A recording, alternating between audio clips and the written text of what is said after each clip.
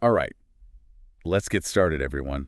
Today we're going to take a deep dive into something pretty awesome, how those websites we all use every day actually become interactive. Yeah, we're talking about how those static pages, just kind of sitting there turn into dynamic experiences that respond to us. Exactly. We're talking about clicking buttons, seeing things change, all that good stuff. Right.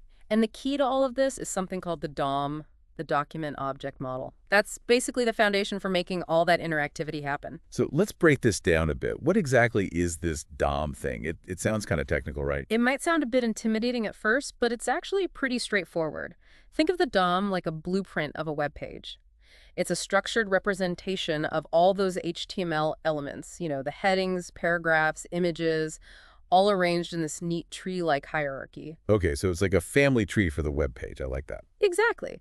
And each element on that page is like a member of that family, each with its own role and relationship to the others. And I'm guessing JavaScript uses this family tree, this DOM, to find its way around and make things happen. Spot on. JavaScript uses the DOM to locate and interact with specific parts of the page. It's like having a map that tells JavaScript exactly where everything is and how to manipulate it. That makes sense. Right. So how does JavaScript actually find the right element? There's got to be tons of elements on a web page, right? Absolutely. Imagine a massive library with millions of books. How would you find the exact one you're looking for? Well, I'd probably start by searching for its title or maybe its author. Exactly. And in the world of the DOM, JavaScript has a couple of super sleuth tools to find the right elements.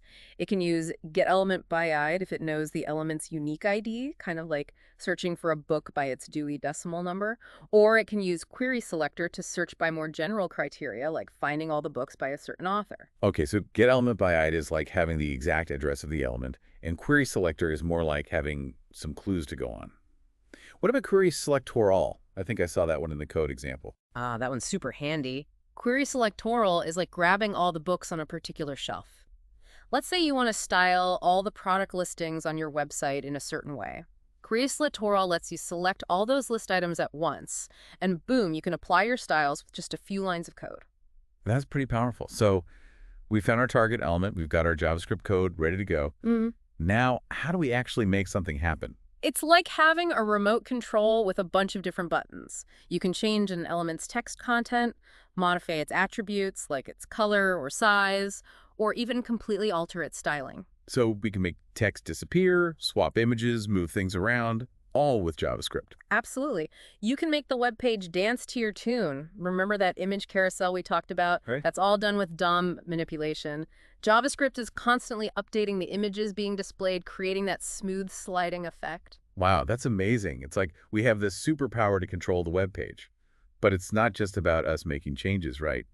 The real magic is when the user gets involved. You're absolutely right. That's where things get really interesting. We want our websites to respond to the user's actions, like clicking a button or hovering over an image. Right. We want those actions to trigger something cool to happen. Exactly. And that's where event listeners come in. Imagine setting a trap, but in a good way. The browser is patiently waiting for the user to do something specific, like clicking a button or typing in a form, and then, bam, our pre-written JavaScript code springs into action. I'm starting to see how all those cool interactive elements on websites work. Like when you click a button and a pop-up appears. That's an event listener, right? Exactly, you got it.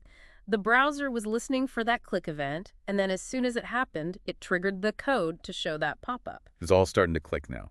But with all these changes happening, all these interactions, we have to make sure everything runs smoothly, right? Absolutely. Performance is key. We don't want our users waiting around for ages while the page updates. Right, we want things to be snappy and responsive. Exactly. And one way to keep things running smoothly is to minimize something called DOM reflows. DOM reflows, what are those? Okay, imagine you're rearranging furniture in your living room. Every time you move a piece, you have to adjust everything around it, right? The browser does something similar when we change styles or layouts on a web page. It has to recalculate the positions and sizes of all the elements, and that can take time. So we want to avoid making the browser do too much rearranging. Precisely. It's much more efficient to batch those changes together or do them offline before updating the live page. Think of it like planning out your furniture moves in advance. That makes sense. And you mentioned caching earlier. How does that help with performance? Caching DOM references is like keeping a handy toolbox next to your project. Yeah. If you're going to use a specific tool or element multiple times, it's much faster to keep it close at hand instead of digging through the whole toolbox every time.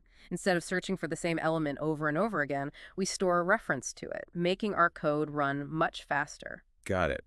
So it's all about working smarter, not harder. You got it. And of course, like any good craftsperson, we need to clean up after ourselves. Oh, for sure. We don't want to leave a mess. Exactly. When we're done with an event, listener, it's important to remove it. Otherwise, it's like leaving tools scattered around our workspace. They can clutter things up and even cause problems down the line.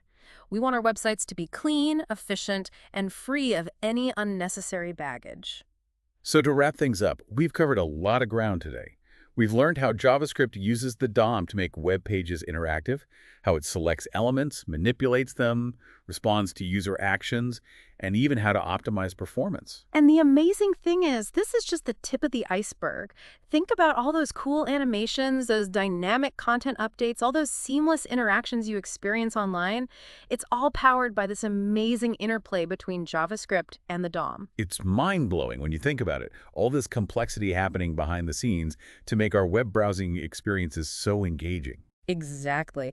So for everyone listening out there, remember, this deep dive was just a starting point. Keep exploring, keep experimenting, keep learning, and who knows, maybe you'll be the one building the next amazing interactive website that wows us all. It's an exciting world out there, folks, so keep that curiosity burning, and we'll catch you on our next deep dive.